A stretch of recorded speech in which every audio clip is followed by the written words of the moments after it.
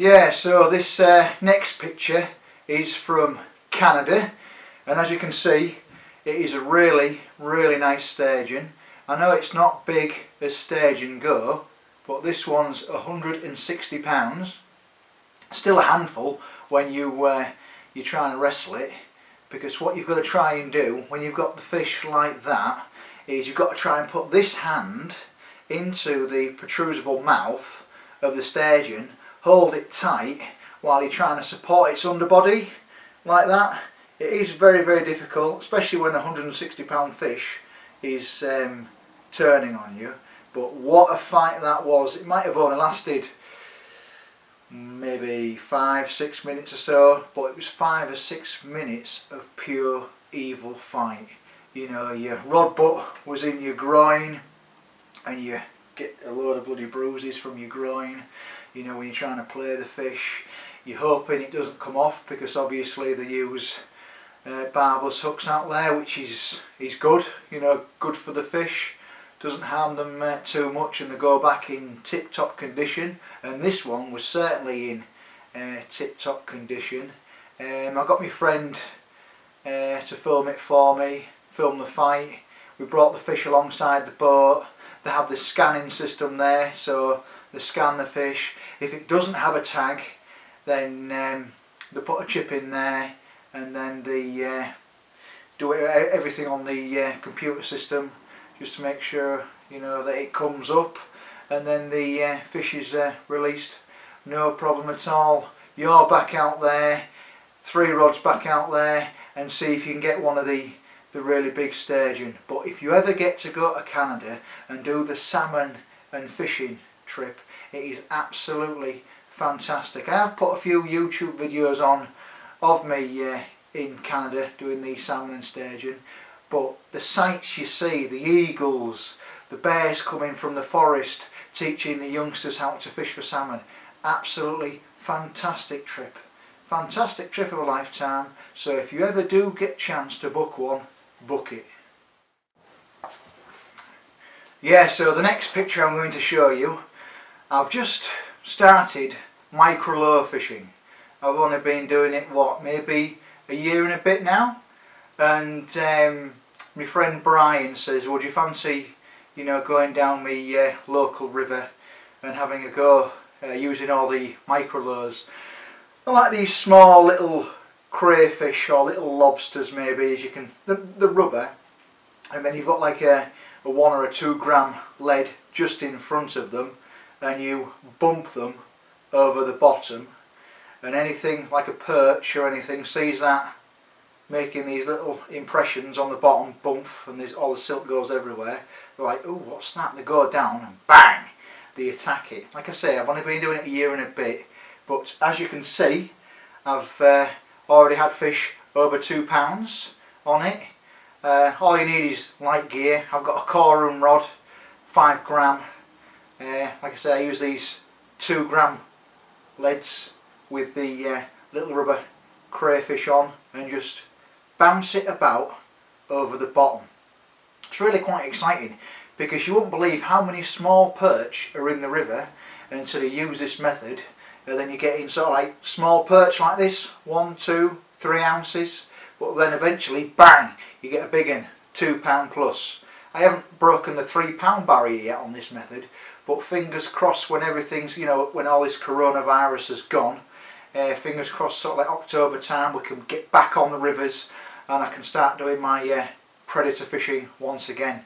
But again, that sticks in the memory because I was with my friend Brian and he was teaching me what to do, you know, how to do it, where to cast, how to make the lure work over the bottom, and you know, thank you Brian, that was very good advice, and I've had some really big fish on it, and hopefully we'll have some bigger fish, me and you, because we will be going again.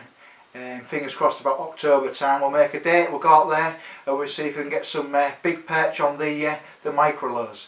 But I do love that picture. Thanks for that, mate.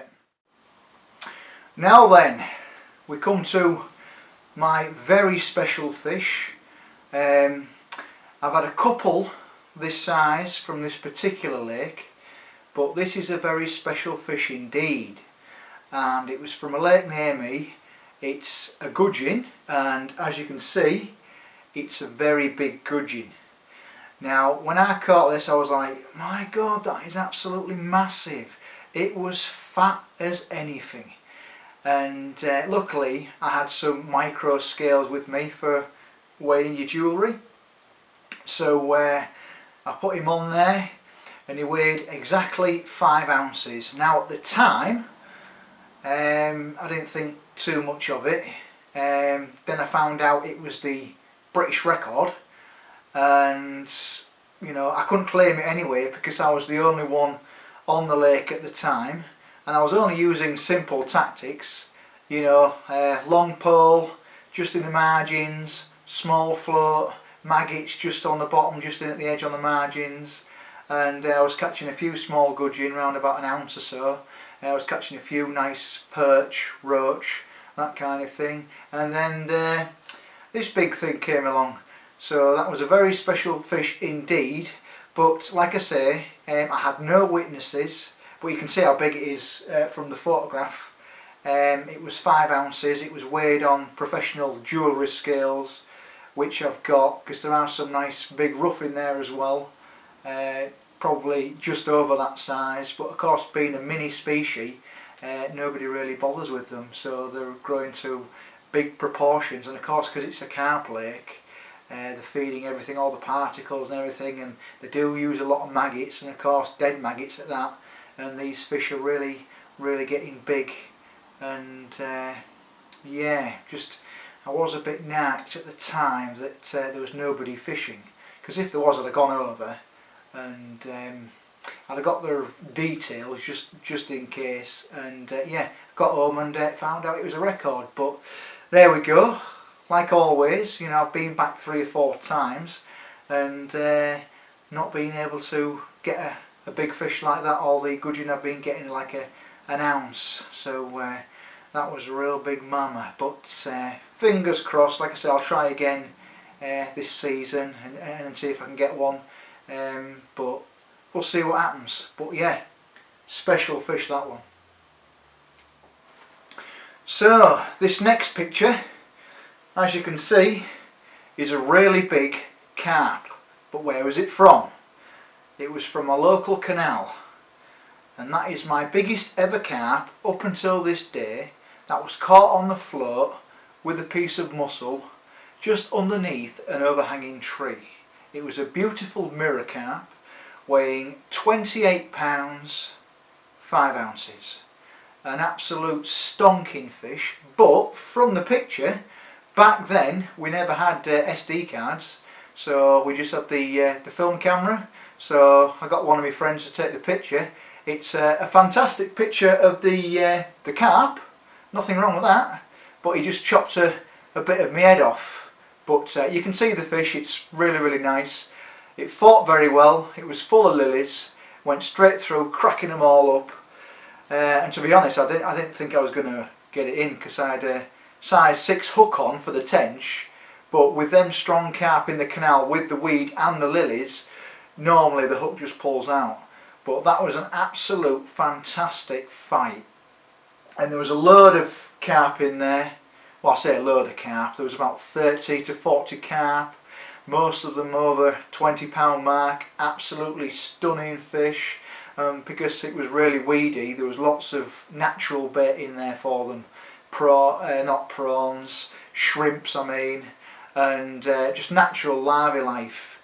And of course you got 1 or 2 fishermen putting some bait in, some pellets and some boilies, and I just happened to hook that one on a piece of mussel aimed for a tench. But was I complaining? No, I was not. It was absolutely fantastic, and I was real pleased to get it in as well. I thought it was going to be a 30, but I'm quite happy with 28 pound 5 ounces.